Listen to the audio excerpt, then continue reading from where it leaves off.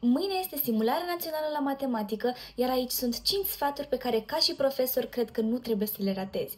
1. În primul rând, la inecuații, nu uita că atunci când înmulțești sau împarți printr-un număr negativ, semnul inecuației se va schimba din mai mic în mai mare și invers. 2. Nu uita că radical dintr-o sumă nu este suma radicalilor, adică dacă am radical din 4 plus radical din 9, nu este radical din 4 plus 9. Vom face pe rând fiecare radical în parte, da? Radical din 4 care este 2, plus radical din 9 care este 3 și obținem 2 plus 3, 5. 3. Dacă la o problemă de geometrie rezultatul se cere în centimetri pătrați, iar tu calculezi în metri, atunci nu uita să transformi unitățile de măsură. Ține minte că un metru pătrat este egal cu 10.000 de centimetri pătrați. 4. Dacă tot vorbim de geometrie, fiți atenți la formulele pentru perimetre și arii. Nu uitați că dacă știți o singură formulă pentru triunghi, de exemplu, bază ori înălțime asupra 2, nu este suficient dacă vouă vi se dau toate laturile sau dacă știți două laturi și sinusul dintre ele, atunci puteți aplica acele formule. Nu uitați că o singură formulă nu este suficientă. Iar nu în ultimul rând, sfatul numărul 5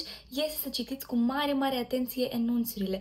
Dacă vouă vi se cere aria unui triunghi, de exemplu, și calculați perimetrul, nu veți primi punctaj pentru acea cerință. Veți primi poate punctaj parțial, ceea ce nu este suficient pentru a obține note mari. Tu ce sfaturi ai mai adăuga? Scrie în comentarii și succes mult mâine!